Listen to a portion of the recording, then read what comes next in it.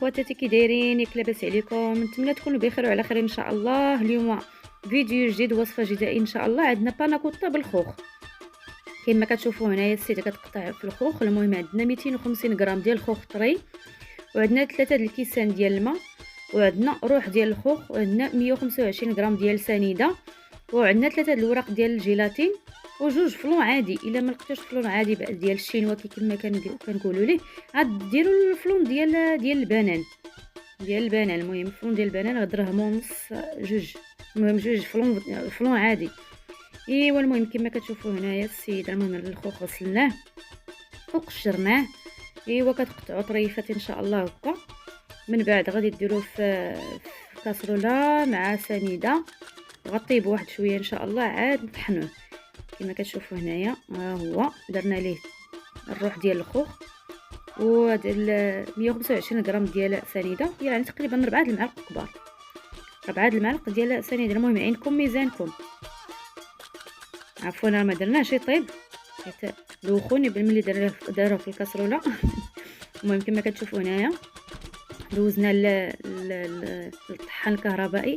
حنا درنا غير 2 كيسان ديال الماء، ما درناش 3، درنا غير 2 باش ما يجيش عاوتاني جاري بزاف. المهم 2 كيسان ديال الماء وروح ديال الخوخ وسنيده. ها هو دابا غنديروه يطيب. طحناه مزيان في الطحانه، صفيناه، عاد درناه في الكاسرونه، وغادي نزيدوا ليه الجيلاتين. ايوا المهم الجيلاتين اصلا راه ديما الجيلاتين كنرطبوه شويه في الماء، عاد نزيدوه لداكشي اللي بغينا. ايوا هنايا عندنا الطبقه الاولى. الطبقه الاولى فيها نصف لتر حليب، عندنا نصف لتر قشطه طريه، وعندنا كاس ديال سنيده، وعندنا 4 الوراق ديال الجيلاتين، وعندنا النكهه ديال الخوخ، وعندنا 4 الفلون عادي بدون نكهه كما قلت لكم. الا ما كانش غنديروا الفلون ديال البنان، حنا هنا استعملنا غير الفلون ديال البنان. كما كتشوفوا راه خوينا كلشي مع هذا الجيلاتين كنخليوه حتى الاخير باش ما تحرقش لينا. حنا دابا كنزيدوا في الفلون كما كتشوفوا راه صفر يعني ديال البنان. المهم عاوتاني كنديروا على النار مهيله حتى نشوفوا الخليط واش تعقد واحد شويه. المهم كتجي حاله ساهله ومالو وبنينه بزاف. هنا داروا ديال الفاني، المهم خلطوا ما بين الفاني وديال البنان بحال بحال. المهم هذه باناكوطه بالخوخ كما قلت لكم في الاول، كتجي حاله زوينه. كديروا في لي فيغين ولا غير الكيسان العادي. المهم زوينه ومنعشه، خصها غير تبات تقريبا في الثلاجه، المهم 3 سوايع ولا حتى 4 سوايع في الثلاجه.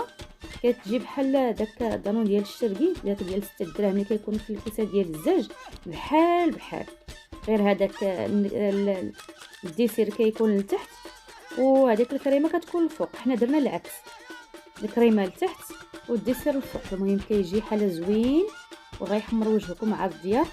ونتمنى ان شاء الله الفيديو ينال الاعجاب ديالكم. المهم راه الفيديو واضح بلا ما نشرح لكم.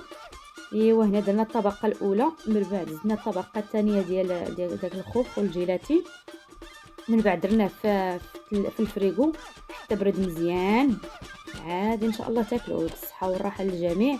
ونتمنى ان شاء الله الفيديو ينال الاعجاب ديالكم، وما تنسونيش بشي تعليق يكون زوين، وتشاركوا الفيديو مع الاحباب ديالكم والاصدقاء ديالكم، والمزيد من الوصفات ان شاء الله. يلا تهلاو في راسكم، الفيديو قريب يكمل ان شاء الله. المهم راه البنات ممكن تعوضوا الخوخ بالشهديه، بالتفاح، بالبوعويد، المهم اي حاجه متوفره عندكم غتتعوضوا بها داك الخوخ. ايوا المهم ها هو كيما كيجي في الاخير، كيجي زوين تبارك الله. والطبقات ولا طبقات نسيك في الاخرى، عندنا الخوخ حامض وديك الكريمه حلوه كتجي يا سلام. يلا الفيديو غيكمل البنات، تهلاو في راسكم، والسلام عليكم ورحمه الله. بسلامه.